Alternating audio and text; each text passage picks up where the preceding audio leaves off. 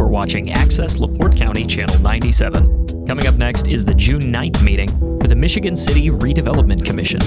You can find more information for this meeting by visiting www.accesslaportecounty.org.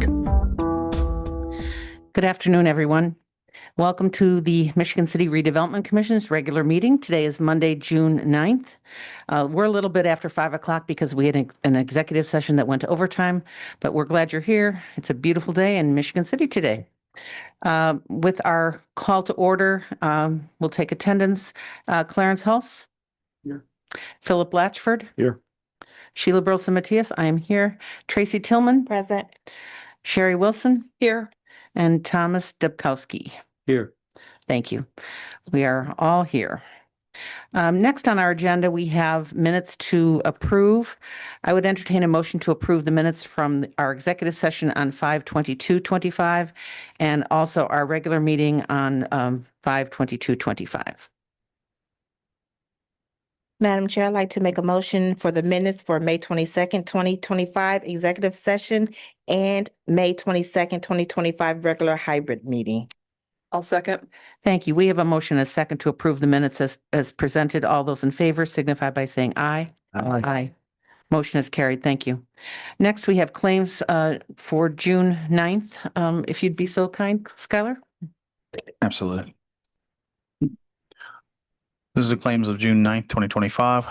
We have payroll for May 2025, CDBG reimbursables, staff and commissioners.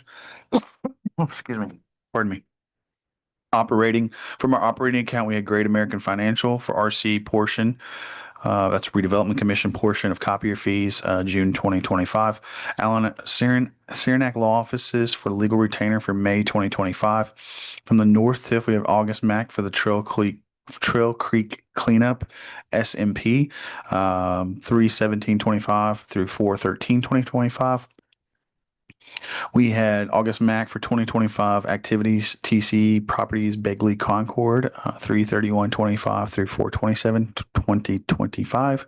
Barnes and Thornburg for legal services for blocks of arbitration ending in 4/30/2025. Barnes and Thornburg for legal services, SOLA, ending in 4/30/2025. Barnes and Thornburg for legal services for Tryon Meadows, ending in 4/30/2025. We had the NIPSCO for electric services at the EV charging stations at 8th Street as of 6/2/2025. Northwest Indiana Works for our Elston Opportunity Hub, pay 2 of 3. Schneider Geometrics for the engineering for Lake Ave Highway 12 lift station, 10/1/2024 through 10/31/2024. Schneider Geometrics for engineering for Lake Ave Highway 12 lift station, 4/1/2025 through 4/30/2025. Saranac Law Offices for legal services for the North TIF, May 2025. The Chicago Consultants for consulting, 5th and Pine Street Development, 5/1/2025 through 5/31/2025. U.S. Bank lease payment for the 2023 mixed-use transit bond. U.S. Bank for debt service payment for 2021 refunded Wabash Street bond. U.S. Bank for lease payment 2019 refunded Lafayette Barker bond. And our U.S. Bank for lease payment for 2021 refunded Elston Grove bond. From our South TIF, we had Global Engineering for CCMG 2024, 2/1/2025 through 3/30/2025.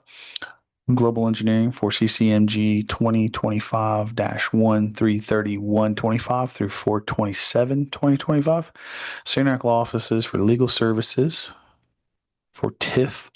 For services from the South TIF, May 2025. U.S. Bank lease payment 2018 Ohio Street bond. U.S. Bank lease payment for the 2019 double track bond. And U.S. Bank for the debt service payment for 2015 refunded 400 North bond. We also had Zimmerman Volk for our downtown payment. For the down payment for our citywide residential marketing analysis. And from the East TIF, we had the Sanitary District of Michigan City for reimbursement to Haas & Associate invoices for engineering East TIF annexation, and our 2023 mixed-use transit project bond, Flaherty and Collins distribution request number 18 from construction account. And that reimbursement for the sanitary district, just for note, they paid that and it was actually supposed to come out of our account. We allocated the engineering funds for that. So we went ahead and reimbursed them for that. Great. Thank you. Are there any questions or concerns about our claims docket? Hearing none, I'd entertain a motion to approve the claims for June 9th as presented. I'd like to make a motion to accept the claims as presented for June 9th. Thank you. Do we have a second? Second. Second, thank you. We have a motion and a second to approve the claims for June 9th as presented. All those in favor signify by saying aye. Aye. Motion has carried. Thank you. Next, we have the balance sheet, our financials for dated for end of the first quarter, March 31st. Yes, this is as of March 31st. That's the most recent, March 31st, 2025. And you may see that it's revised. The revision there is that we actually have a new payment that we're receiving, and you can see it highlighted as a transit development district. This will be our first pay from our transit development district, or you may hear it referred to as a TDD. This was established 2 years ago, and we finally have collected our first payment from that. So with that, I'll read the balance. Cash operating account, we have $340,147.95. And our Southside TIF account, we have $8,479,457.38. And our Southside TIF debt reserve account, we have $336,308.50. In our Southside TIF capital account, we have $16,199.79. In our North End TIF account, we have $2,791,169.49. In our East Side TIF account, we have $681,079.03.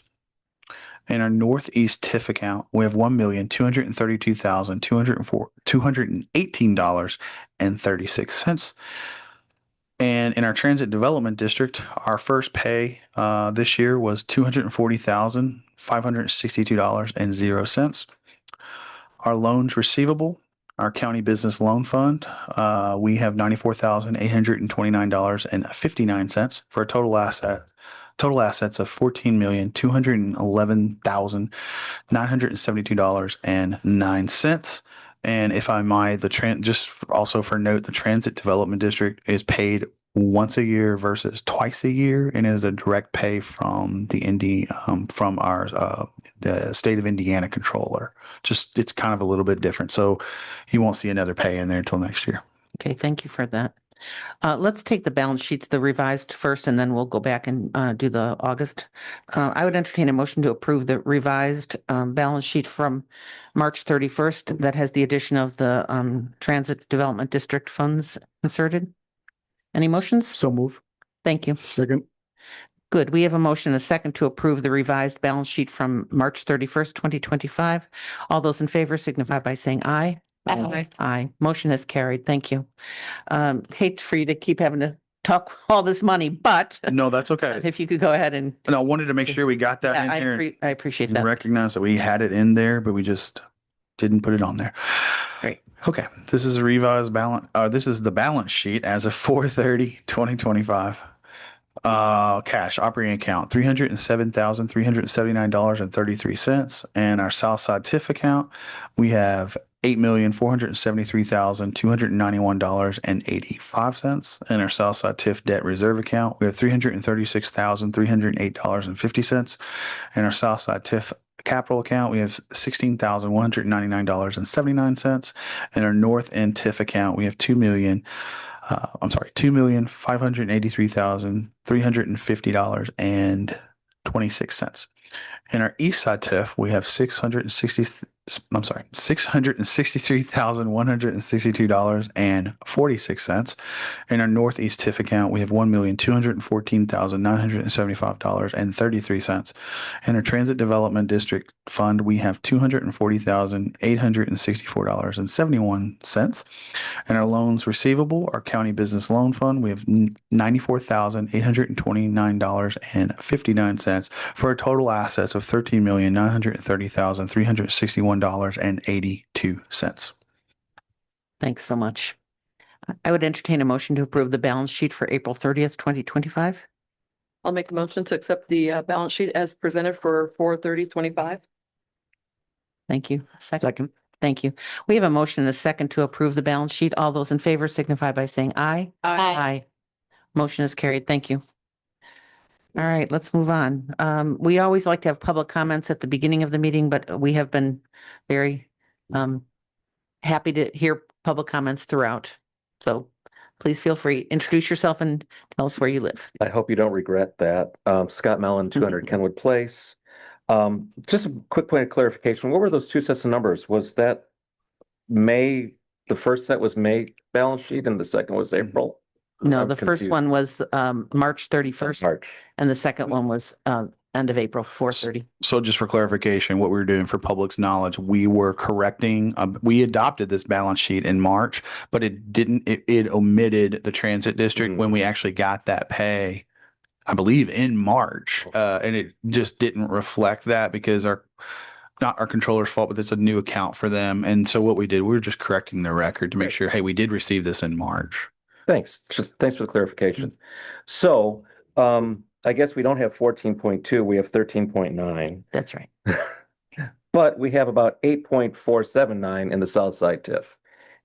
I've noticed a lot of people, we have a lot of transient travelers that seem to be, for lack of a better word, concentrated at Franklin and 400 or 421 in Franklin, the gas stations, the restaurants, the hotels, and I know we've added some sidewalks there in years past, at least in one portion of it, but I was really thinking we need better connectivity up there for foot. We should think about spending some of that TIF money for sidewalks. I see a lot of people walking to the McDonald's, crossing the street to the Panera, or you know how it is up there. And I'm sure it's on the to-do list and the desire list, but I wonder where that is in the priority list. And I think it's something that should be looked at. I have a good news, bad news thing here to bring up. I'll start with the bad news, SOLA deadlines. I think we're all waiting with bated breath to see if in fact we have a project or not. The end of this month is upon us quickly, and I don't think any of us see any movement there. I'm wondering if there's anything that can be shared with the public as to the likelihood of us actually having something happen there. The good news is the 11th Street project looks fantastic. Looks like it's really coming along. I'm looking forward to the grand opening. It should be any day now of the station. I understand the entrance will be on 10th Street. Is that correct? For the trains. To park. Ah, To park. so on foot you can still enter it from 11th Street. Oh, yeah. Okay. Oh, yeah. Okay. So there's two entrances to the There's trains. 3 entrances. Each Foot end. traffic on each end of the block. And then you will actually have an entrance on Pine Street and an entrance on 10th Street once they get 10th open. But 10th will stay closed because of staging right now. And then my final thing, unfortunately, I went to Myers recently and I took a drive up Myers Drive, and I noticed although our favorite black fence is standing, it in fact is separated at the top. It still needs repairs. And I don't know if it was this meeting or another meeting, the suggestion was to place reflectors or reflective tape on maybe the posts of the fence. I've noticed that very simple thing has not yet happened. And I'm wondering if we can get some reflective red and white stripes placed on I don't know if it'll make it more of a target or help people avoid it, but it's such a simple, easy solution. That'd be great to see. Thank you. Thanks. Yes, this is Tommy Kolovic from 1316 Ohio Street. I'm just looking up and down this agenda as far as the boundaries for the riverfront liquor license. I always watch the Alcohol Beverage Commission meetings from the county every month. I believe that the Ritz Club, they've actually bought the liquor license from Hammers. They bought that because they can have a full liquor license. They can have carry out now. I think they were operating on a riverfront liquor license, and I don't believe that license has ever been officially revoked. So that you revoke that, and that way you can open it up for somebody else. Just want to mention about the sidewalk. When Paz Road was reconstructed in 2023, we were supposed to get sidewalks in on Woodland and Paz Road between the New Early Lives Learning Center, LaPorte County Career Center, and Michigan City High School. I'd like for that to happen. And that's all I got for now. Thank you. Thank you, sir. Is there anyone else from the public who wishes to speak at this time? Anyone online? Doesn't appear to be. Thank you. We'll close public comment and move on to item number 7. Oh, wait, we have, yeah, I'm sorry. we did.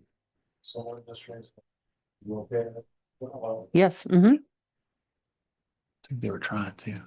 Hi. Hi there.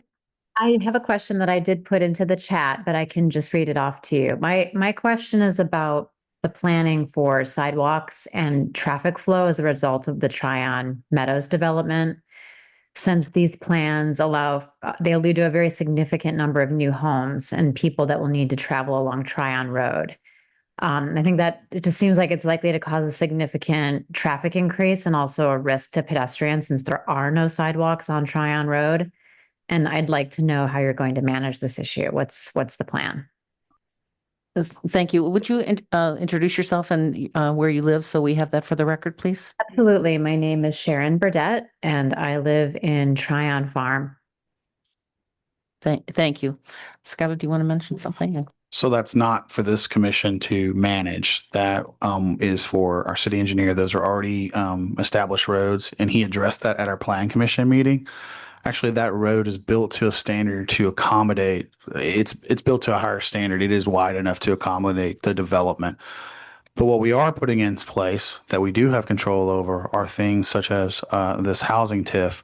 There could be things that could come out of that could be used for to match funding, things of that nature. This development will have sidewalks in it. He's committed to that. But there's adequate service for our city engineer did all the road counts, and with what's not road counts, the oh my gosh, traffic counts, and he basically signed off on. He said there won't be a significant impact to this development because it'll have. It will have plenty of circulation interior, but also that road is built to a higher standard than most roads in Michigan City. So I guess that's all I can really say without the city engineer here. He has already analyzed that and basically said that it actually is built to carry more traffic than it actually is carrying today. So if she has any further questions, she can reach out to our city engineer. Yes, our city engineer is very much aware of that, and Tryon is like many other roads, such as Paz, that really could use some sidewalks on it. There is extra right of way there. I just think it's a matter of probably the demand for the sidewalks, and this could demand the sidewalks there. Does that make sense? Yep. Thank you. Thank you, ma'am. Appreciate it. Are there any other members of the public who wish to speak at this time? Anyone else online that I missed?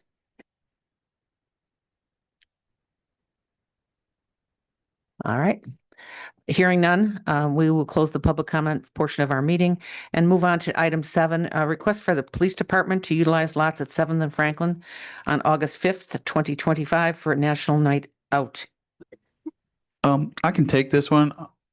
I don't know if Marty's online. I don't think he is. I think he had planned to be here, but I know the chief gets pulled in many different directions. So please forgive him tonight. But simply what we're asking for is to utilize the lots similar to last year. It would be the lots and to have our electricity available for them. They do National Night Out, which is a nationwide event.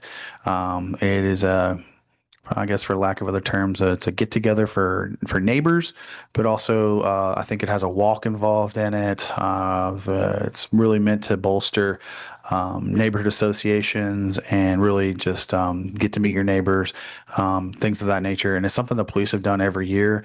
And since we've had the lots available on downtown at 7th, they've been trying to utilize that. And it's become bigger now that or I should say more robust now that we have electricity available. I think they bring a DJ out last year and have music and things of that nature. So that's all he's looking to do. And it'd be similar to last year's request. Thank you. I would entertain a motion to approve the request by the Michigan City Police Department to utilize lots at 7th and Franklin for that event on August 5th. August 5th, husbands. Madam Chair, I'd like to make a motion to accept the request by the Michigan City Police Department to utilize the lots at 7th and Franklin on 8/5/2025 for the National Night Out event. And I'll second that. Thank you. We have a motion and a second. All those in favor signify by saying aye. Aye. Aye. Motion is carried. Thank you. Next, we have approval of the annual TIF pass-through letters to overlapping tax districts, and you have that in your packet. Yes, and tonight we have Mr. Jason Semler with us, and I believe he's filling in for Mr. Andy Mauser. Jason, can you promote Jason to speak, please? Thank you. Jason, can you hear us? Oh, Hi there, Jason.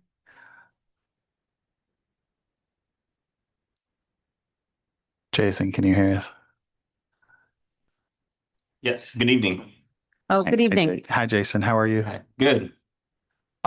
Thanks for being here tonight. I know Andy's busy doing some other things, but thank you for filling in. And can you just tell us a little bit about what we're doing with the pass-through letters and state requirements, etc.?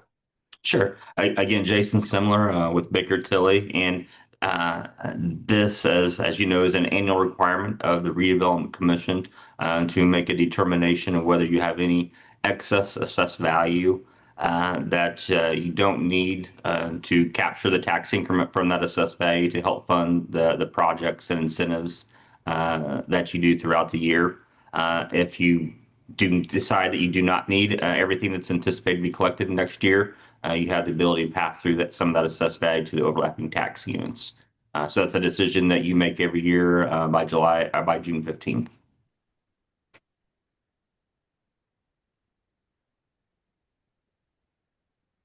Any questions from the commission of Jason? We do this every year. It's a state requirement basically for us to do. So basically, Jason, for the public's edification, we're informing the various taxing units that there is no excess assessed value to be allocated to our overlapping taxing units, correct? That's correct. Whatever you decide tonight will be sent to the overlapping tax units and also the county auditor. Right, so it goes to the auditor, the LaPorte County Council, the Michigan City Council, Michigan City Library Board, Michigan Township Board, the Cool Spring Township Board, the Michigan City Area School Board, the Michigan City Sanitary District Board, and LaPorte County Solid Waste District Board. So you have in your packet the letters that would go to those taxing entities informing them that there is no excess assessed value to be given to them. I would entertain a motion if anyone has a question or a comment, anything for Alan to weigh in on. Madam Chair, I'd like to make a motion for the approval of the annual TIF pass-through letters to overlapping taxing units. Thank you. We have a motion. Do we have a second? Second. Great. We have a motion and a second to approve the annual TIF pass-through letters to the taxing districts that I mentioned. All those in favor signify by saying aye. Aye. Aye. Motion is carried. Thank you. Next, we have Resolution 4-25 pledging tax increment revenues, and it's in regards to Tryon Meadows. Yes, and our developer is here tonight. Mr. John Kopchak is here. He's going to, I believe he has something for us too that he would like to hand out. I would just like to I'll give a little brief history about this project. And I'm trying to think of how long we've been working on it. I think about 11 months now we've been working, probably almost a year now. We've been working on this, maybe more. But I will just kind of lay out the steps that we have taken to kind of get to where we're at now, just for the public's knowledge. We have started with a piece of land that John has since purchased, is in his possession now. We started with a plan commission and going through a rezoning process, which was successful through council. We have subdivided said land. We put 2 zoning classes in place there, one that would allow for a smaller apartment complex to be completed there. I think it's got 2 16 units in it. It also allows for a townhome development and a single family home development style units there. So basically in this one location, we're tackling a need that is across the our whole city. Essentially, we're seeing these need. This is kind of what the public is looking for, what we're seeing demand for. We, at the same time, started a declaratory resolution to start our first housing TIF there, which was passed by you guys, the Redevelopment Commission. That went to council as well and was, I think, unanimously passed by council, and also went with a bonding document, etc. So those are all the steps that have been taking place, and many, many, many hours of working with our various departments, our utility districts, our sanitary district, our stormwater district, our city engineer, etc., have went into this, and this is kind of the final step in this process. So we're back before you tonight to kind of close the loop, if you will, that we've made. John, would you like to tell us a little bit about everything? Yes. Thank you, Skylar. That was a great intro. You made my life a little bit easier. Great to be in front of you guys again. As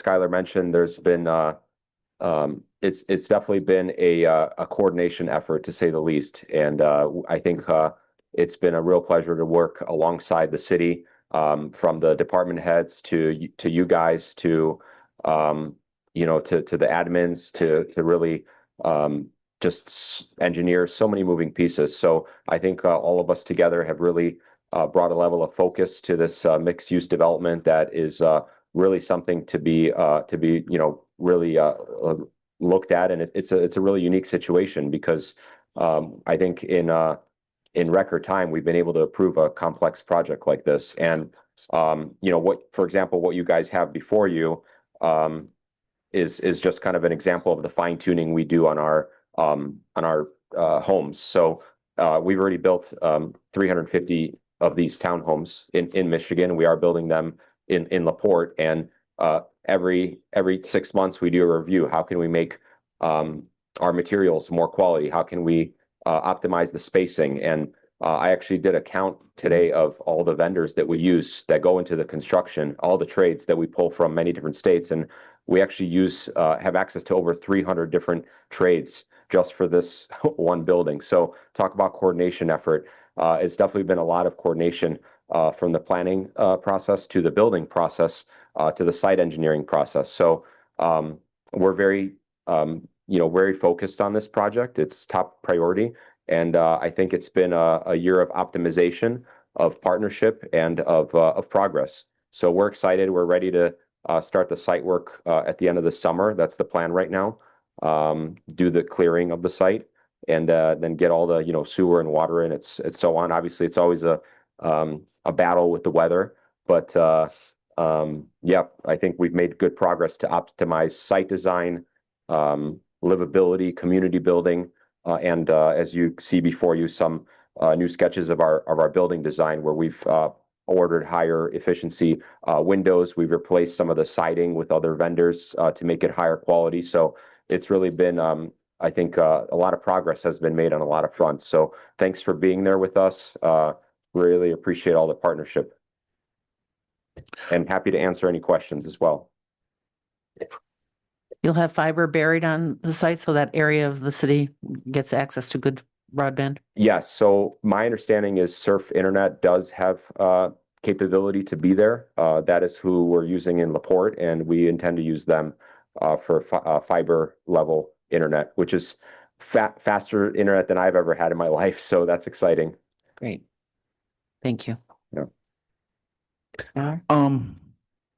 I would just say too that you are poised to go through development review with the various departments in July, and correct, hopefully July 8th. Yeah, break ground in August is kind of tentatively that. We've already kind of went through development review outside of that, but because it's such a large project, we really need to do a lot of things up front. I would say that some of the things, though, just for the public's knowledge, that the land out there is farmland. It does have certain lulls in it and ups and downs and certain geographic things with it. And I think you've done a very good job of planning with the land rather than just going in and scraping it clean and reorganizing, re-elevating the land. So yeah, I think that was really kind of something that I think that people looked at council and really thought highly of. Yeah, no, I appreciate it. I think we spent a lot of time, like I mentioned, on building a community and having different product types and making sure that a site doesn't look like a grid. So I think from kind of the nature of our roads, from our landscaping plan to the variety of product types on the site, I think it's almost going to be like a small town within the city. So we're excited about the community building aspect to cater to a wide variety of households. We do have Mr. Randolph from Polo tonight online. Hi, Randy. How are you? Hope you're doing well. Good. How are you? Would you like to, you want to have Randy just tell us a little bit about what we're doing tonight? Excellent. And if you could just tell us a little bit about what we're doing with this, with what we're doing here. Sure. So this resolution, and good evening, this resolution is actually the pledge resolution, and it contemplates pledging the TIF revenues from the 3 allocation areas that will be that you previously declared, and you'll be concluding with your next agenda item. And it provides for the pledge of the TIF from each of the allocation areas. The intent is that there will be a series of bonds that will be issued with each allocation area as each phase of the project is completed. And the revenues that would be generated from the tax increment, or the taxes being paid on the properties, become tax increment, and they would then pay the debt service on the bond. So with this resolution, all you're doing is pledging the TIF revenues to the payment of the debt service. And it's consistent, I should add too, it's consistent with the actions taken previously by the Common Council to adopt the bond ordinance authorizing the issuance of the bonds in 3 series. So you are agreeing to pay the debt service from the TIF revenues that'll be generated from each phase of the project. I'm happy to answer any questions. So my question is, should we have the public hearing, number 10, prior to passing the resolution 4-25? I think you can, I think it's fine to adopt this resolution and then go on to the public hearing, because the public hearing really does relate to 10. Okay, got it. Thank you. Does anyone have any questions for Mr. Rampolla? Any other questions or comments or discussion? Okay. I would entertain a motion on resolution 4-25, pledging the tax increment revenues on this project. For try and move. Okay. We have a motion. Do we have a second? I'll second. Thank you. We have a motion and a second on resolution 4-25, pledging tax increment revenues on the Tryon Meadows development project. All those in favor signify by saying aye. Aye. Hearing no objection, the resolution has passed. Next, we have a public hearing on, and a resolution 5-25, confirming the declaratory resolution on Tryon Meadows. Randy, just for the public's edification, could you just summarize again quickly where we are? So this is the final step. Skylar had alluded to some of the actions previously taken. You had adopted a declaratory resolution previously to declare a new area, a new economic development area that included 3 allocation areas. That was approved by the Plan Commission and the Common Council. And so the final steps in the process are to hold this public hearing. Notice was published, as well as notice was provided to the overlapping taxing units, along with a tax impact statement that was prepared by Baker Tilly for this hearing tonight.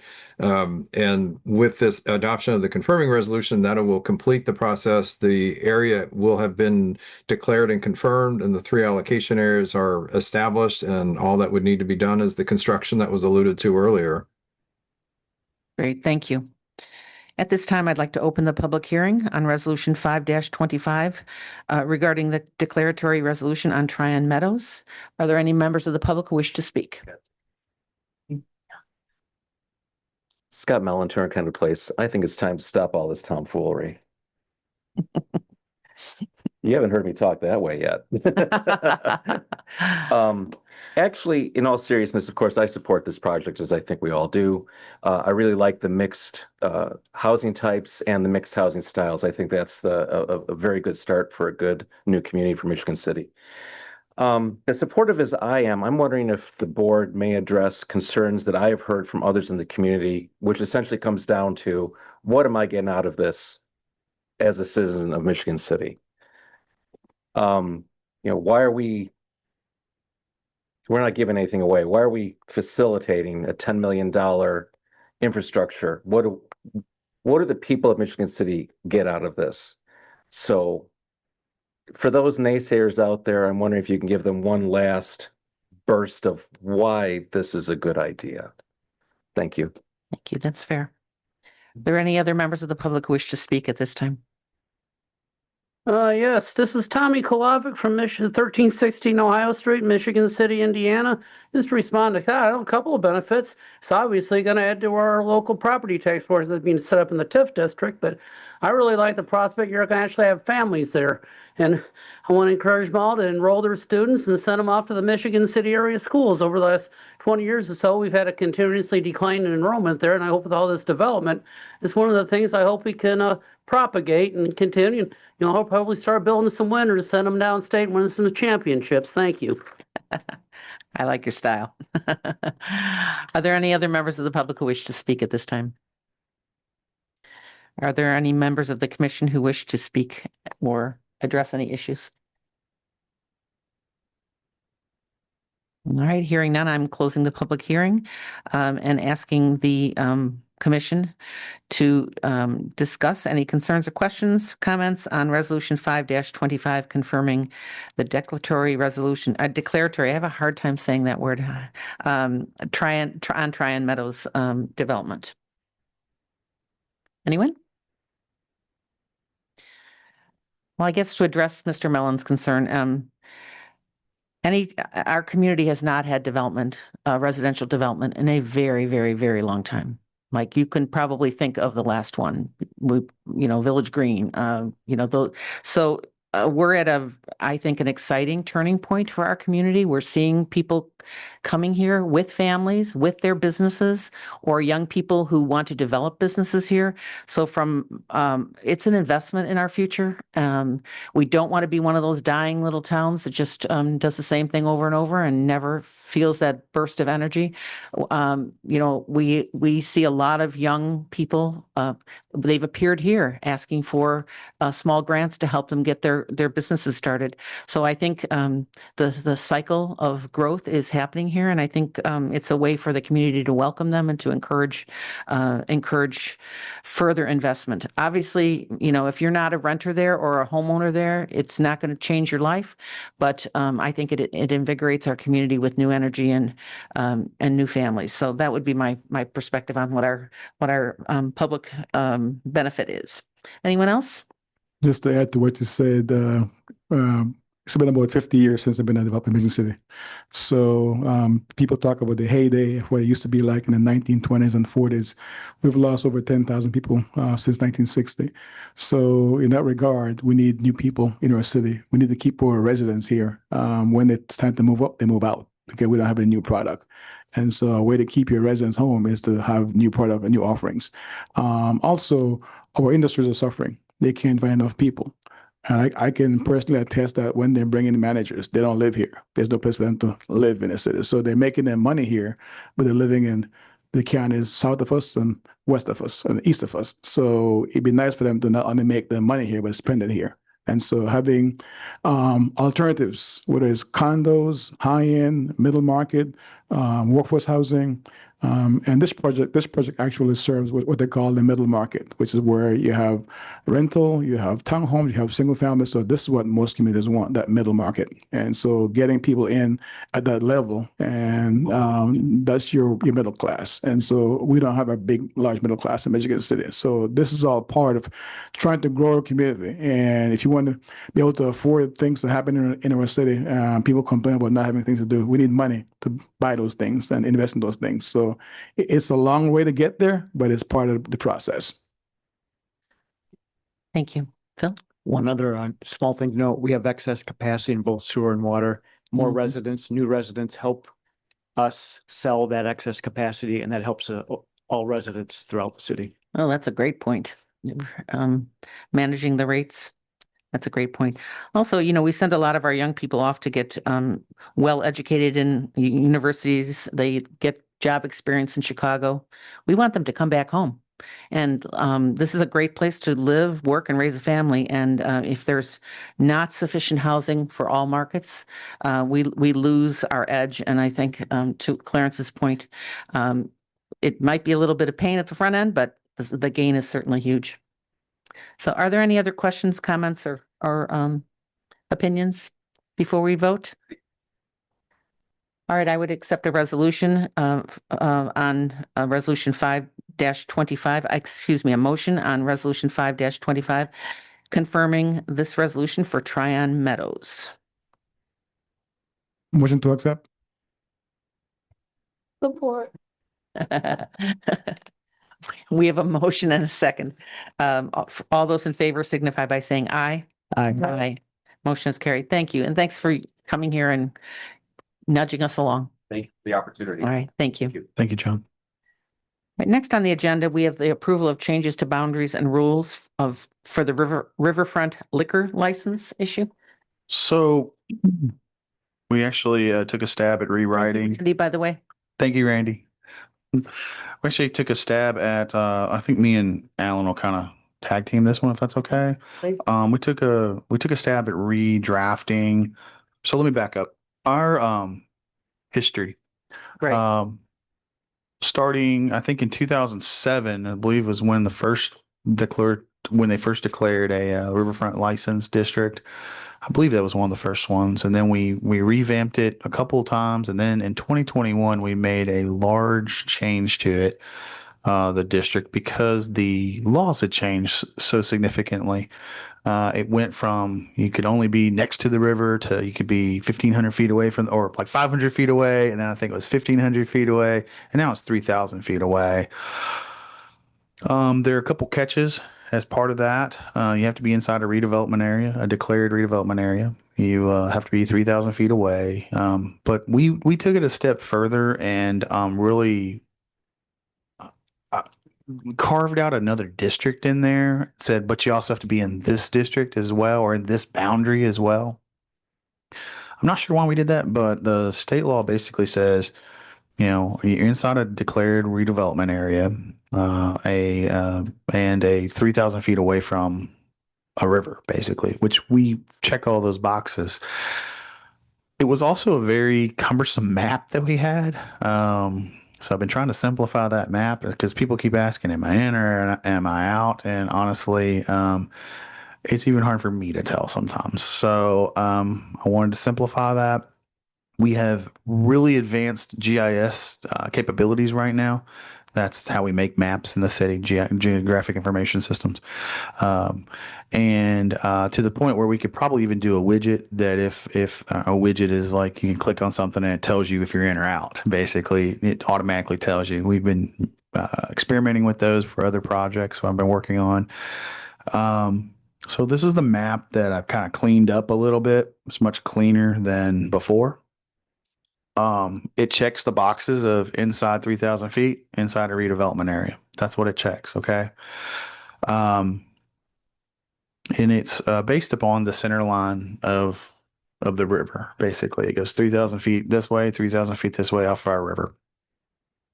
Some of the other things I wanted to take advantage of was basically just cleaning up the language.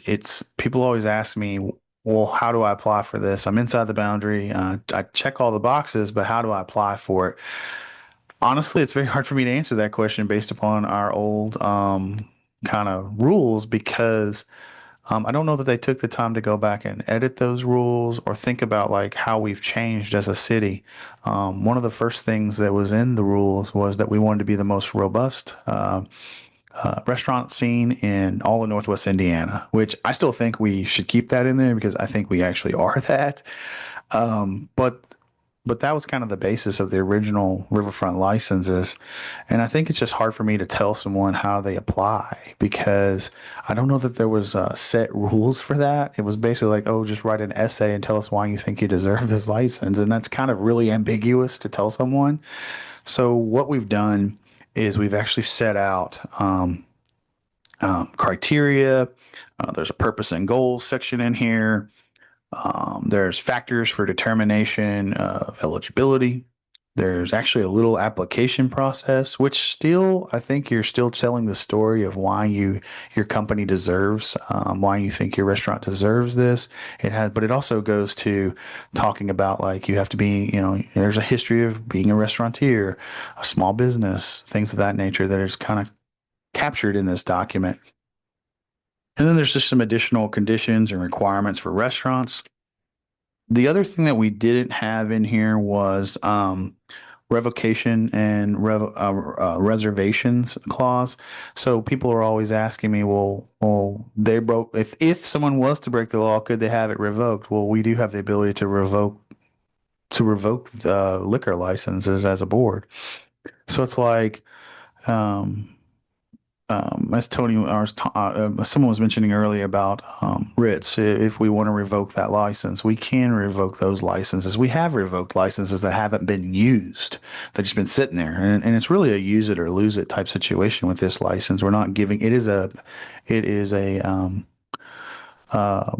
what's the word I'm looking for? It is not a buy it on the market. It is actually a opportunity that we offer to restaurants to have these licenses.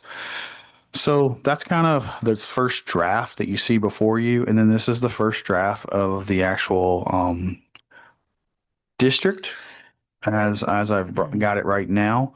Help me out, Alan. I'm struggling. Just Yeah. 3 other things that we've tried to do, and just offering to you at this point. But one is the $2,500. I wish. $2,500, what, $2,500 annual fee that anybody who has a license would pay. And the idea being that we would create a separate fund, not we, but the city council would develop a separate fund. And that while we would be responsible for enforcement of liquor licenses, while we would be responsible for ensuring payment for the liquor license, the fund itself would be set up and any utilization would be by at the discretion of the mayor or the council. The other thing. And that was in the original agreement. It just never got established. Right. That was established in 2007 when they originally put it in place. They had contemplating, it was called the Downtown Dining District Fund or something like that. I'm not sure if we'll keep the same language, same name or whatever, but it was contemplated. When established, they would be paying. So it's not anything we're adding to this. No. We're just establishing it. And then the second thing is we're not going to create something just because we've included, if you look at this, I think from everything's included, and then you've got to meet certain, or as long as within 3,000 feet, and then you've got to come down and make sure you're within the fire codes. You got to make sure you're the zoning codes, make sure this is appropriate for the zone, the way where your zone, where the establishment is zoned. So we just keep getting out to the point, but the important thing to remember is the fact this is a development tool, and it was set up for communities, Michigan City not being unique in this, to promote development initially for the downtown area. And again, if you go back to what Michigan City's downtown area was like, I don't know what it was like before 2015 or so when I joined the Redevelopment Commission, other than as an observer going down. But Franklin Street was abandoned. It was boarded up storefronts. It was more non-business than there was business 10 years ago. And so with a variety of tools, but the liquor license being one, is designed to promote development within that downtown area originally. As the TIF in the district has expanded, now we're going down Michigan Boulevard. We have the same tool that's available to us for that area of town that we've never utilized, and by rules and the guidelines of the rules are not eligible for at this point. I see the folks back there that have come to every meeting wanting to know about the wanting to know about the status of this. They have an establishment that, for all intents and purposes, would be approved and eligible for a liquor license. But because of the way this thing was carved out in 2021, they're not eligible for it. So by expanding this to the 3,000 feet, folks like them, as well as other people, will now be included within this, assuming or presuming that they will also be in compliance with all the other aspects of the cities, not necessarily as related to this project or this program. So that's what we had in mind as we were Yeah. trying to put this, is that I don't know, even though I was part of it, I don't know why we carved it up the way we did 4 years ago. But we did, and I agree with Skylar, we need to correct it. Yeah, and so what Alan's alluding to is zoning classification. You still have a fire code that you have to deal with. So just because, let's just take a house, for example. Just because a house is inside the boundary, inside the redevelopment district, inside the 3,000 feet, in the middle of a neighborhood, it doesn't mean that it means it's inside that boundary. It still doesn't mean that it could just be a bar, or I'm sorry, a restaurant with a liquor license. You have the hierarchy of zoning, fire code, really zoning, fire code, building code. You have ADA standards, all these things. It would take a rezoning to even do that there, if it would. So you have all these hierarchies that I think we tried to calculate, but they already exist in law that would prevent it from even being that. So that's why the way the draft of this is written is the fact that here is the original criteria, but you still need to conform to other city criteria as well, which is only fair. Tracy? Thank you. I just wanted to add on to looking at this map in regards to Councilman Coulter, who introduced the door ordinance, which is the designated outdoors refreshment area. And so based off of the designation areas for that, I think that this is also going to entwine and benefit that as well. And hopefully maybe some of those proceeds from the businesses paying into it, however the fund or that account is going to be set up, could possibly be allocated in for maybe the advertising, signage, or the cups that may be needed for DORA. So I just want to say, Rick, this may be something you also want to look into as well.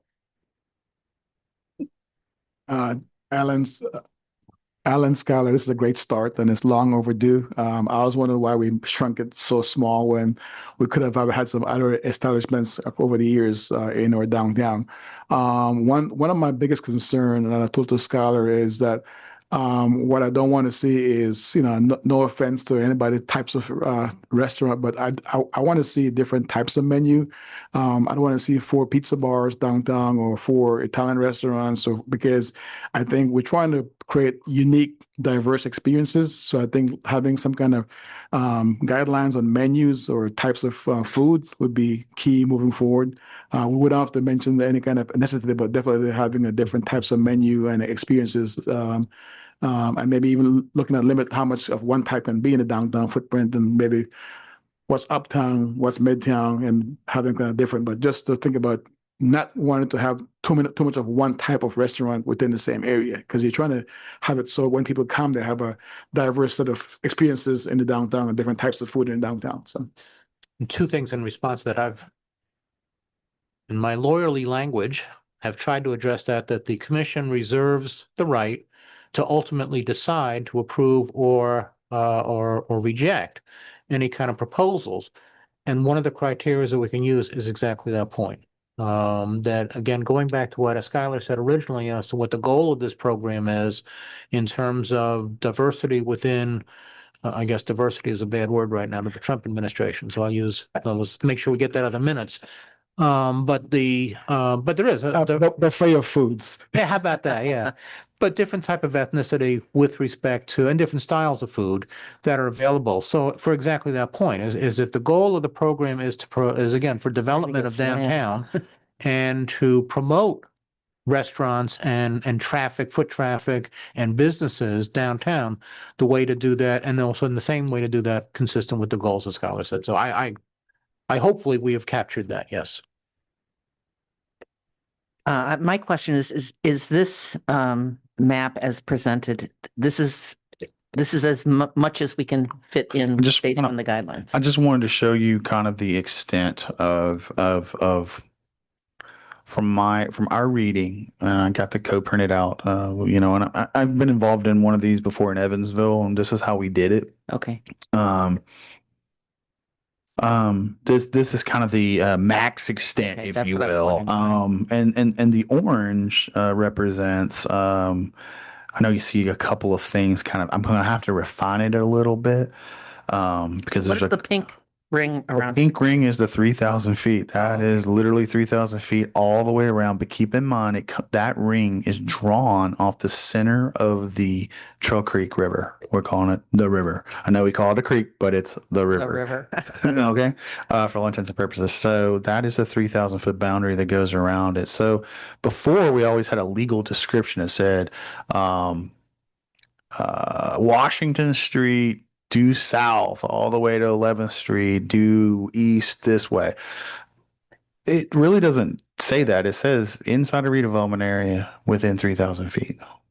That's really what it says. And then I just wanted to show you kind of the extent. I think the exciting thing is that you get a lot of new area because remember, we connected our south and our north, and we also did a expansion onto Michigan Boulevard. There are some really nice buildings on Michigan Boulevard. We're seeing investments now on Michigan Boulevard. There's new restaurants, and we've never had these tools over there. Downtown's always had this tool. Midtown's really never had this tool as well, which I know we have some people here from Midtown. You have this opportunity now to kind of expand this and make it work for those areas, at least a little bit of those areas. I mean, we can only stretch it as far as the law allows us to go, but it allows us to go a little bit further. So since this is the first time we've seen this, I'm thinking that it might be advantageous for us to delay this for a month or 2 months. So the public, this is posted, the public can see it. They can read about it and yeah, I have a lot of red marks on here that I think we need to just flesh out a little bit more. And I think I need to refine this map, but I just wanted the goal of the map tonight was to give you kind of, hey, this is kind of, it's way bigger than what we originally kind of put in place. Thank you. Any comments or questions? What do you think, Phil? Please keep in mind that this, we now have a TDD district, the areas that doesn't have a license. So this will expand into that district, which is great for us to be able to have the sales tax that we generate for the state to feed back. So that's great for us. But I'd love to see it come back for next month, I think. Yeah. And then, like I said, or what I haven't said yet, but we may even, if we have a special meeting or something this month, which has been talked about, we may be ready for that. This is in a Word document that Alan shared with us. If you like to take a stab at sending, making your own revisions to this, I will be making these revisions tomorrow and getting them back to Alan, and then getting back out to you guys for consideration. Thank you, Phil. Are there limits on the number of licenses that can be issued? So no, this is a non-quoted. This is a non-quoted liquor license, and it's a special liquor license. That's why I said that it's really us allowing someone to have this. It is put in place as a development tool. That's why it has all the rules. Got to be open 320 days a year. You have to have be family friendly. You have to have food is your main source of income. It can't be based on liquor. It's not just to open a bar. It is really meant for restaurants and to create that diversity in restaurants in our downtown, and other cities use this. Evansville uses this. South Bend uses it. It is a tool for development and creating diversity in restaurants and really attracting people or attracting entrepreneurs into our downtown. But I think also helping out local people who are opening restaurants in our downtown, which you've seen a few of them come through with facade grants and things like that. So if you start stacking those incentives, you really do create a really dynamic development toolbox. Great. Phil? One last question. So as long as you are within the line drawn of 3,000 feet or in the orange or blue, you're eligible to participate. If you're in the orange and you're in the line, yes. Outside the blue, no, we don't include the blue. I just included it because it actually is a redevelopment area, but it's not within 3,000 feet. Those are the two boxes, inside redevelopment area, and then the second box would be inside 3,000 feet. So anything within the pink circle that you drew, if there are community members that want to talk to you about that or want to talk to us about that, that would. Yeah, and I would say let me refine this. Actually, this is kind of more or less to show you the extent of like what we're missing. Gotcha. Yeah. All right. Quick question or more of a clarification.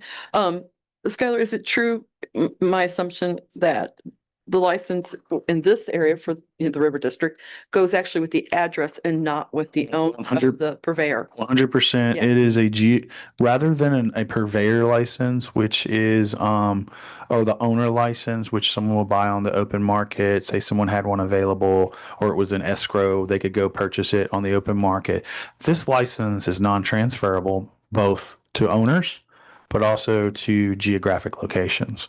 So you may recall, oh gosh, the burger bar Royale with Cheese came to us.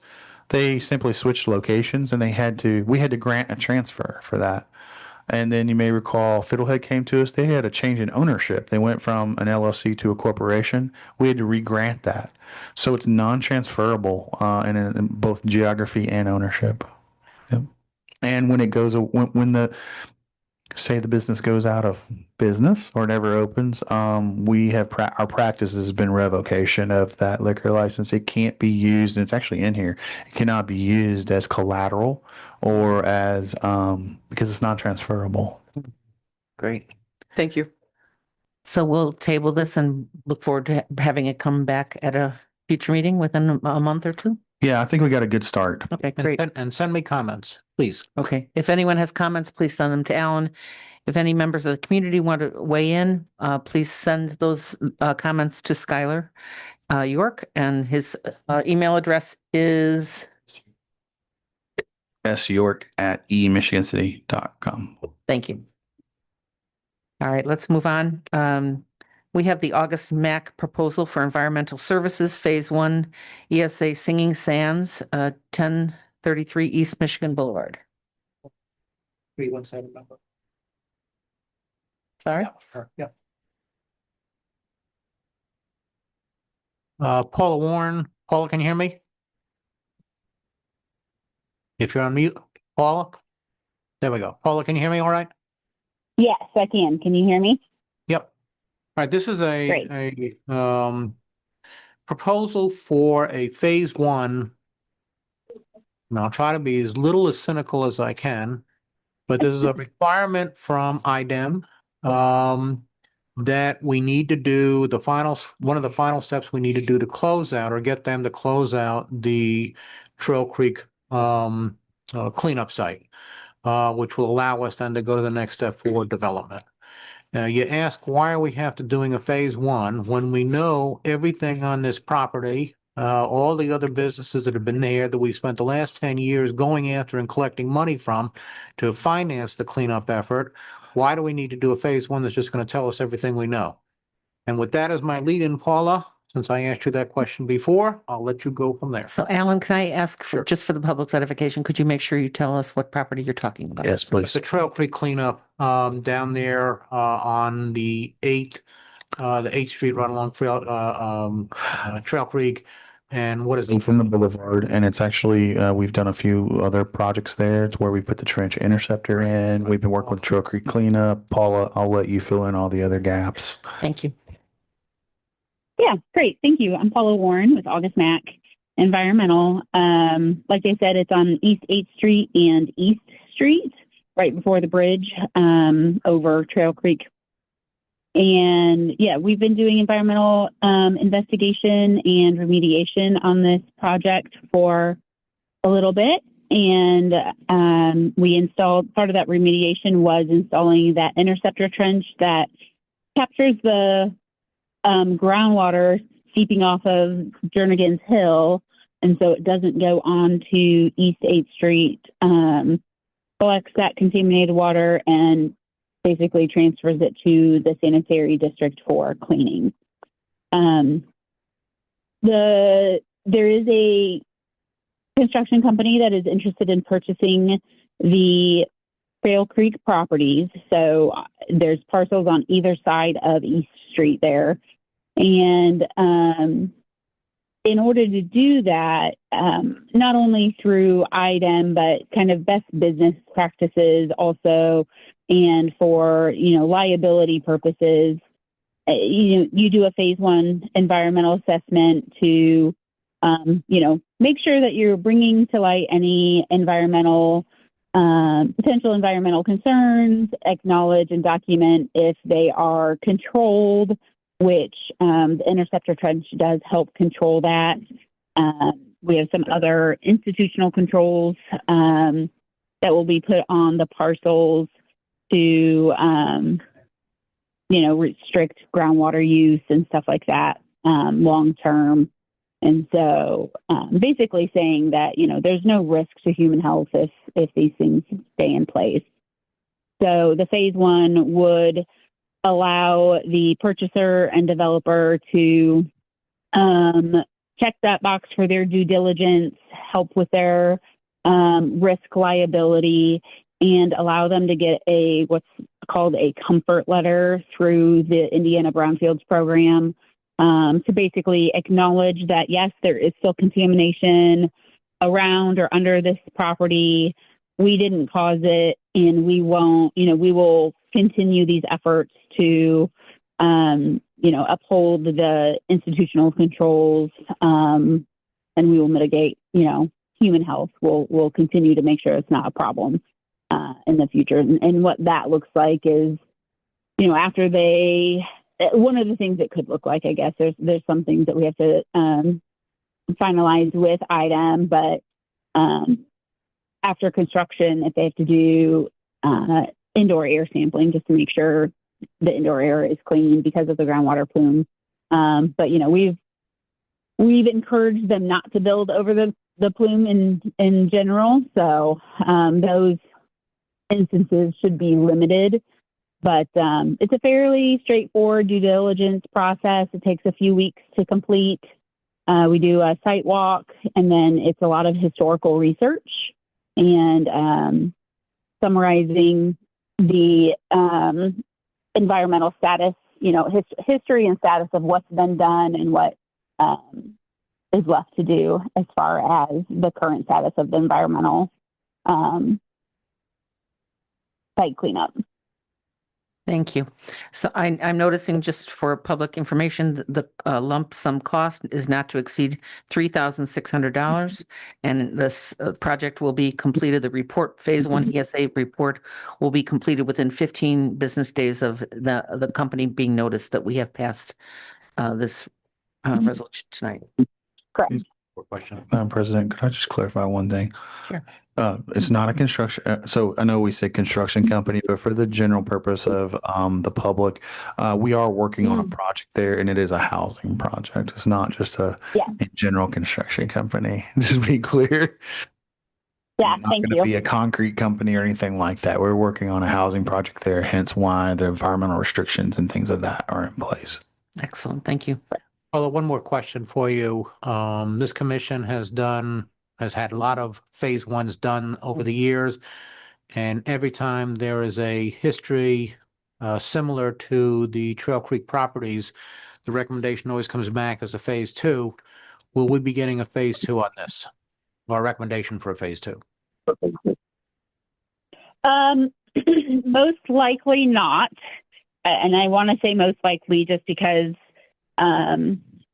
there are always areas on the site that, we haven't investigated. You're not going to poke a hole in every square foot of the area.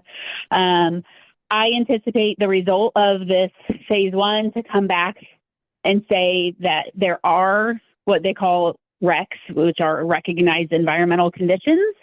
It will list several RECs, recognized environmental conditions. Some of them will be controlled, and some of them will have recommendations to continue through the closure process with IDEM. I do not anticipate any recommendations to do sampling at this time because it will all be handled under the IDEM program that we're currently in. Thank you. Are there any other questions or comments on this proposal? I have one question. Will we have a chance to review the draft before the final report? Yes. Thank you. And we will own that report. The other thing that benefits us, these are good for 6 months. Should this project fall through, we still have opportunity to use it again. And honestly, it's good for, we can hand it off to other developers, et cetera. So it's something we will retain. Great. Thank you. Any other questions or comments? Hearing none, I would entertain a motion to approve the proposal for August Mack Environmental Company to do the Phase 1 Singing Sands Environmental Site Assessment for $33,600. All those in, no, I need a motion, sorry. I'll make the motion to accept the August MAC proposal for environmental services, Phase 1, an ESA Singing Sands at 1033 East Michigan Boulevard for $3,600, not to exceed. Perfect. Second. We have a motion and a second. All those in favor signify by saying aye. Aye. Aye. Motion is carried. Thank you. Next on the agenda. Thank you so much. Really appreciate it. Next on the agenda, we have SOLA updates and approvals. And you'll be happy to know that we're going to be discussing this tonight. So where do I start? Alan, you want to take a stab at this one, or better yet, Al, give me a start? I think just the, well, just a starting point, when we have the developer and we, Yeah. well, I have two members from the development team from SOLA here tonight, and they will make their presentation. Just respond to what Scott had said earlier and where we are with this is, yes, the original deadline that was established, I'm going to say either in November, December, comes due on June 30th. The amendment, and this is not, I'm not making this up. This is how complicated this project has been from the beginning, but this is now that we've presented to the commission a first amendment to the second amended and restated development agreement for the SOLA site. This agreement will extend the deadline for SOLA to get their financing, and I'll let them elaborate on that too, December 31st. However, again, because of all of the entities that are involved, this both from the private side and also from the city side, there are certain steps that just need to go, and they're also using a unique, not often used, but certainly a lawful type of funding mechanism for this project. And again, I will let them explain that. But what the amendment calls for are certain timeframes between now and December 30th or December 31st for the developer to meet. And as long as those things continue on course, we will continue on this, so that the hope is that, by December 31st, or if not before, we're getting ready to close on the property, and then breaking ground will occur shortly thereafter, weather permitting. So with that, I'll introduce the developers and let them come up and explain, for example, why we need to go beyond June 30th. That would probably be the first question that I'm sure Scott wants to ask, or Tommy wants to ask. But then the second thing is give you a better sense of what this financing structure is all about, why it takes, or why it's led to the difficult process of where we are. Yeah, and I mean, with the process that has to happen for this economic improvement district, you'll hear it referred to as an EID. It kicks to use that mechanism. It puts in place a series of meetings, and there was no way to kick it off and then meet the series of meetings on the schedule to get it approved by the 30th, and hence why we're here tonight. Great. Alan Schockman with the development team. And Scott Goodman from the development team. So that's exactly right, Skylar.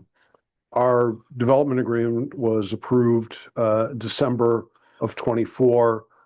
We've been working with the city, the Redevelopment Commission, to take all the steps necessary. The city has to take certain steps to put in place the EID, Economic Improvement District, and the TIF, Tax Increment Financing. Those two are an integral part of our capital stack, which includes equity and debt, and then the EID and the TIF. So as you said, we now have a pretty hard and fast schedule of meetings, including workshop, to educate the council as to what the EID and the TIF entails. And as Scott has said, the important part here is that although the city has to help us put all this in place, there's no risk to the city, no financial risk at all to the city. The EID and TIF are both bonds that will need to be issued. The EID bonds will be paid back by an occupancy tax or occupancy fee on both the hotel room stays and the short-term rental. The tax increment financing, of course, is a mechanism where the increment that is created by increased property taxes for the project will be used to pay back the bonds for the TIF.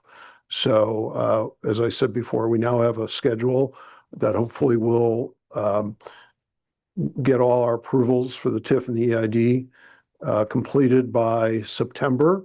And then we have until December to put the rest of the debt and equity in place so that we can close and start construction before the end of the year. As I said, the TIF and the EID are quite important pieces of our capital stack. We can't finalize the debt or the equity until the EID and the TIF are in place and bonds are issued and sold.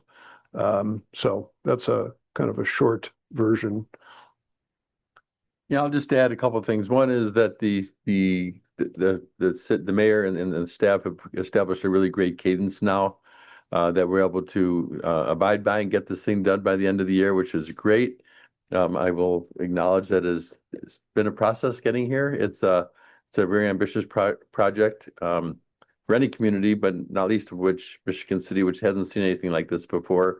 So we're really excited about it, and we feel like we're on a really good path now to finally get in the ground by the end of the year.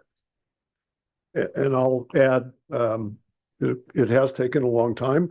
We are actually selling condominium units now. We have 31 fully executed contracts with earnest money.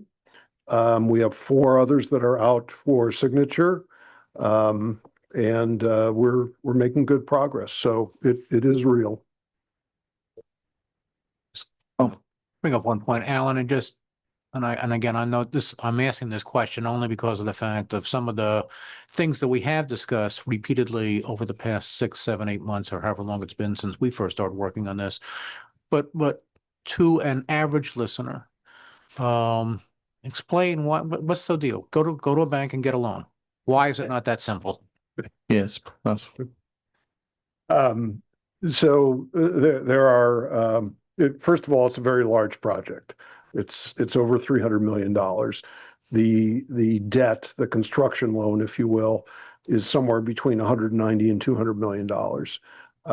There are very few banks today that will give you a loan for that amount, especially, and I'm just saying it how it is in Michigan City.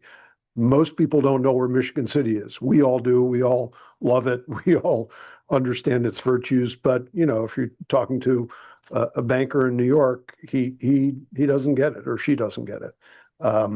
We have to find people that really understand what this project is, where it is, the proximity to Chicago, the train line to Chicago, you know, all of these things. So it narrows down the people that we can talk to. I think everyone in this room knows that we're kind of living in a time of economic uncertainty. The banks are very skittish right now. Our main focus on the debt side is really debt funds and pension funds, because those are the people that in times like this, when a bank, you know, is kind of on the sidelines, they'll step up and fund this project. The good news is we are in active conversations with joint venture equity partners who do understand the project, where it is, the relationship to Chicago and the region. So we're making good progress, but it's not as easy as you said, go to the bank. And as a result, though, of the realities that we face, or you guys have faced over the better part of the past year, that's why we have now arrived at this point of identifying 2 somewhat unorthodox, certainly creative, but certainly statutorily permitted, different from just, again, simply going to a bank and saying, write me a check for $200 million. Correct. So I guess I'll speak for the Joe Q public because they're our neighbors, they're our friends, they're people we meet at the grocery store, and everyone on this board is a local person. Most people think this is a bunch of hooey. They do. They say, "Oh, finally, they hung some pictures up on the fence," or "Oh, I saw one for $810,000 to be sold on Zillow." So what can you say to the people of Michigan City, to the people of LaPorte County, and to the people of the region? Our state legislators and our governor are really trying to push Northwest Indiana is a really special place. We're gritty, but we're beautiful. We have people from all over, every type of person is here. What can you say to them to let them know that you are committed, that you are for real, that you know, I know both of you have local connections as well as, living up perhaps other places, but I know you both have, your families are invested in our community. So what can you say to calm them and to let them realize that you're not here to take something that is ours and you want to be a community contributor. So could you just speak to that emotional part of the deal? Sure. I guess nobody's really going to believe it until there's a shovel in the ground. So we understand that. I think that if you would understand the amount of time, effort, money, and resources that have gone into getting us to this point, you would see how sincere we are about this project. It's the show me the money kind of, we get that. We know that until we're in the ground, nobody's really going to believe it. As Alan just expressed, we do have 35 people who believe it, and that's a third of what we need to sell, more than a third of what we need to sell. A lot of that is a condition precedent we need for the lenders and the investors too. We cannot break ground until we sell some of these things, and the sales project and process takes some time. We can't convince anybody if they don't want to believe it, Right. but we sincerely and honestly and excitedly are moving ahead with this project, and we can't wait to get shovels in the ground ourselves. Thank you. We have spent a lot of time and money in it. Scott and I both have our own money invested in this, as do 6 other partners. It's not insignificant. So, and Scott and I have both done projects of this magnitude before. You're dealing with people that understand how to get this done and have plenty of other things that they could be doing. And we don't take this lightly at all. We both really believe in this, as do our partners. And we're going to do everything in our power to make it happen. The 35 contracts that we have are a good start. Right. We think we're going to get an uptick in sales in the summer months when people can actually visit and see what it's like and see how beautiful it is and see how beautiful the beach is and the marina is. We're really looking forward to Michigan City for the next 10 years. The number of restaurants that we've been able to attract already in the city, the train line improvements, all, from South Bend all the way to Chicago. The amount of interest we have in restaurants in SOLA is phenomenal. And people are calling us every week saying, can I get in? Can I get in? So all of this points to a really successful project. Thank you so much. I really appreciate you taking the time to talk about that softer side of the picture. Any other questions or comments from anyone on the board? I just have one. You mentioned in regards being the developers that you wanted to hold a workshop. As council president, I would just like to make the recommendation or to open that opportunity to schedule that workshop for the council for July 7th at 5 p.m. It's that. That sounds great. Okay. Thank you. Thank you. Thank you, Tracy. Any other comments or questions? Just that I know you guys has been doing this for a while, and it's taking a long time to get here. The current agreement does have some stipulations, and it's very strict getting to December 31st. So you guys believe you can do this? Because this is all or nothing at this point. So we're all in. Okay. Absolutely. If I just might, we have established a regular cadence that you were speaking of. We meet every Friday, Friday early morning, 8 o'clock. I look forward to it every Friday. No, I do. I really do. And I would just like to say that I do think that we've made a lot of progress in those meetings. And I think having your financial advisors involved, having Craig Duvall involved, I mean, I just feel like we've really advanced where we were maybe a couple years ago to where we are now. And I would just like to say, compliment you on that. Thank you. Yeah, I mean, it's a cast of 16 or 17 people every Friday morning, includes your attorneys, our attorneys. We've hired Stiefel out of Indianapolis to issue the bonds and to sell the bonds. They're quite knowledgeable in public finance. So yeah, I agree, Skylar, and thank you for saying that. But we really have made a lot of progress in the last few months. Thank you. Thank you, gentlemen. So at this time, we have an amendment to consider. There's a lot of legal language, but I think the most important thing that the community might want to talk about or hear is the bond submission schedule, which actually has hard and fast dates. Tracy Tillman just mentioned on behalf of the City Council, a City Council workshop on July 7th. But the Exhibit B here has a schedule that has the week of July 7th, developer to hold workshops with City Common Council regarding project overview, EID bonds, and developer bonds. July 8th, 2025, submission of required documents, including EID petition, EID ordinance, and bond ordinance to the city's common council for the creation of the EID and approval of the bonds and developer bonds.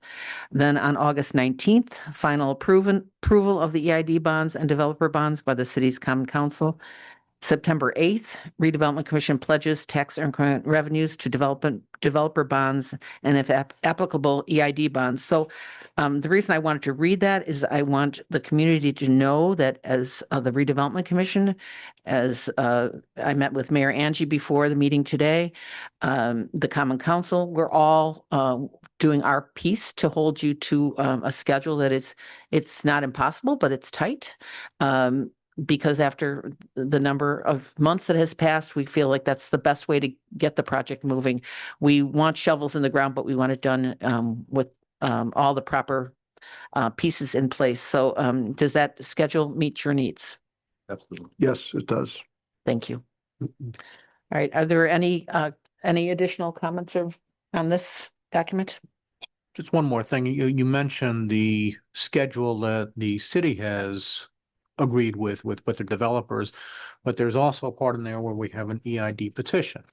And that's governed by state law. And I want to say that's 120, 130 days from the day that that's filed to the day when the EID bonds are issued. So part of our deadlines, but once we start that process, there's no looking back. So Yeah. So once the EID kicks off at the council, there's a time frame that's put in place. There's a notification process. So what you aren't seeing here is like that's a pretty significant process in itself of going through that EID process. And I want to be clear: the EID is not granted by the Redevelopment Commission. It is solely in the control of the Economic Improvement District is in the control of the council. Hence why Ms. Tillman has said that she would call the workshop for us. Right. Is there any other comments or questions on this amendment, the First Amendment to the Second Amended and Restated Development Agreement on the You Are Beautiful site? Any other comments or questions? I would entertain a motion to approve this amendment.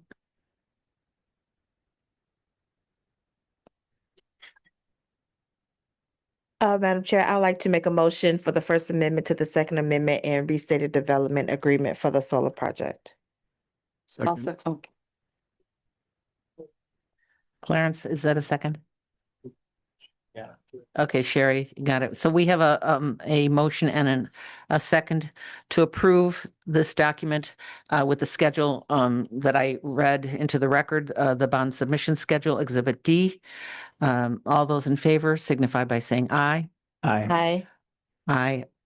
Any nays? Nope.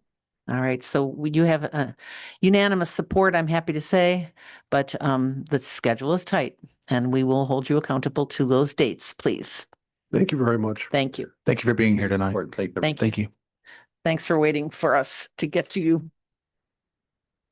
All right, next on the agenda, we have the 11th Street Station Garage and Residential Tower. Any updates or approvals needed? I don't have any updates or approvals tonight, but I know Scott asked a little bit about it earlier. Our grand opening is going to be June 18th. So at noon on the 18th of June, the station opens officially. So that's Be issuing a press release so the public. I will all go out to the public. I probably this week. There will be an official ribbon cutting, things of that nature. Okay. What else can I tell you? Residential towers coming right along. I toured the other day. I would just like to add that I think when you go into I want all the public to go into the train station once it opens. I think it's something that everyone can be very proud of as a community. It's something that is on the, I keep saying it's on the magnitude, it's not as big as the ones in Philadelphia, New York, whatever, but I think it's something that we can equally be proud of because it really is a beautiful train station. And I don't know, it's something that we have and no one else has it. So it's pretty amazing. I toured it last week and it's very nice. And you're going to see some historic exhibits in it. And I'll let you be surprised at some of the other things you're going to see in there. So May I make a suggestion after the ribbon cutting that someone from the city take a video camera and go down and show people what it looks like? Because, as this project took shape, there was a lot of concern about, what would happen to that piece of Michigan City's history? Would we just knock everything down and throw out our valuable history? And so I think for people who may not be able to get down there or live other places, to put it out there in social media so people can see that we do have a heart and we do value our history, because our history is what made us what we are today.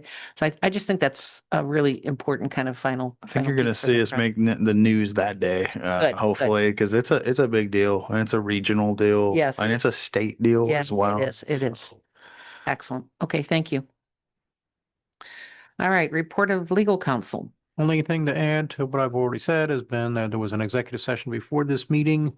No issues were discussed and no items were discussed that were not permitted by the open door law, and there were no decisions made. That's all I got now. That's it. Thank you. Anything else, Skylar? I'll work hard to get this liquor license stuff created and get it back to Alan. If you have any thoughts regarding them, I think I gave everyone a hard copy, and I'll refine the map as well. And I'm probably going to next time I'm going to give you a map. I should have included a map of what it was versus what it could be. That probably would have been a little bit helpful, but I didn't think about that. It just but I will get you some other maps just so you can compare and things like That's like a great that. idea. Are there any commissioner comments? Anyone want to add to the dialogue this evening? Since it's been so robust. And everyone's hungry for dinner now? All right. Well, at this time, then I will adjourn our meeting. I think there's nothing else, right? Our next meeting date is July 14th, 2025, and you can attend in person or via Zoom. Thank you and good evening.